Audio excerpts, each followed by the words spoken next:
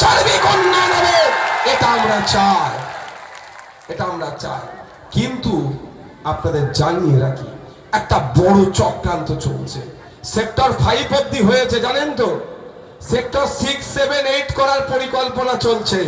রাজারহাটে new টাউনে short lacquer জায়গা নয়, সেক্টর 6, 7, 8 করার পরিকল্পনা করেছে ভাঙড়কে।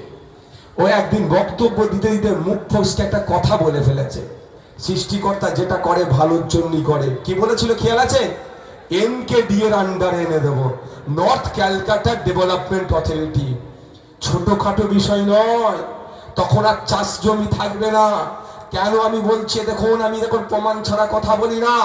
যখন কলকাতা পুলিশের আন্ডারে ভাঙড়কে আনতে চাইছিল, ওই সময় বিধানসভার মধ্যে দাঁড়িয়ে রাজ্যের নগরায়ণ মন্ত্রীকে আমি প্রশ্ন করেছিলাম, শুধু পুলিশের ডান্ডা খাওয়ালে হবে না, কলকাতা কর্পোরেশনের মধ্যে কবে অন্তর্ভুক্ত আপনাদের করার কি কোনো পরিকল্পনা আছে সে কথা বলুন।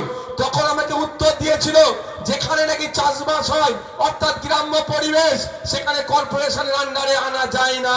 এই উত্তরটা লিখিত আছে বিধানসভার মধ্যে।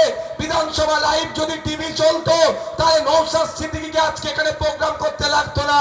এর পরিবর্তে এখন বাম বা এসএফ এর যেখানে প্রার্থী হয়েছে সেখানে প্রোগ্রাম করতাম। বিগত 5 বছর ধরে আপনার ভাঙড়ের মানুষের জন্য শিক্ষা, স্বাস্থ্য, কর্মসংস্থান, পাসরুট হসপিটাল থেকে শুরু করে হিমঘরের জন্য যে আন্দোলন করেছে বিধানসভার মধ্যে, সেইগুলো টিভির আকারে যদি এলসিডি লাগিয়ে দেখালে আমি আমার ভোটটা পেয়ে যেতাম। কিন্তু দুর্ভাগ্য, লাইভ চলে না। তারপরে বলছি, মন্ত্রী মহাশয়কে প্রশ্ন করেছিলাম, মন্ত্রী মহাশয় উত্তর দিয়েছিল, যেখানে গ্রাম্য পরিবেশ থাকে সেখানে কর্পোরেশনের আন্ডারে হয় না। তাহলে মাথাটা কোথায় মেরেছে? এনকেডি এর আন্ডারে ঢুকাবে প্রথমে, এনকেডি এর আন্ডারে ঢুকানোর পরে এই রাতারাতি হিটকো জমি দখল করবে। যেরকম একটা রাতে 250 বিঘা জমি, বাস্তু জমি, কৃষিজ জমি, ব্যক্তি মালিকানা থাকার পরে 250 বিঘা জমি রাজারহাট নিউ টাউন থেকে বেদখল হয়ে গেল, অর্থাৎ হিটকো দখল করে নিল, তার নামে কাগজ তুলে নিল।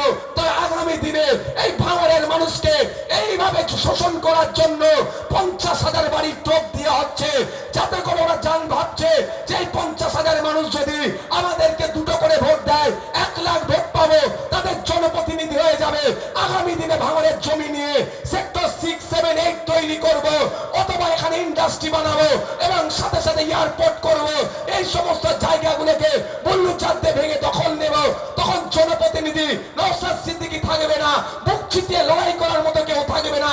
এই ধান্দাকে সামনে রেখে 50,000 বাড়ি দেওয়ার গল্প শুনিয়েছে।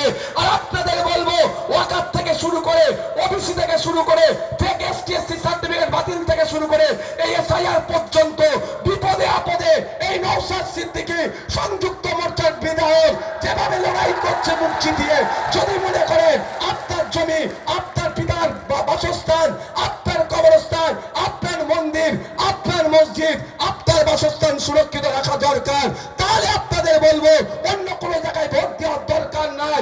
আগামী 29 এপ্রিল ইভিএম মেশিনের 5 নম্বর বুতাম টিপে বামেদের সমর্থনে আমি দাঁড়িয়েছি, আমাকে বিপুল ভোটে জয়যুক্ত করার আমি কথা দিয়ে যাচ্ছি।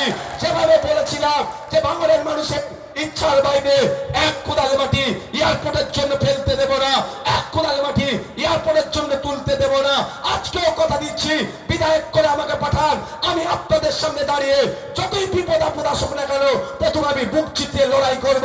আগে আমাকে পার করতে হবে, তারপরে আপনাদের কাছে আসবো। বুঝতে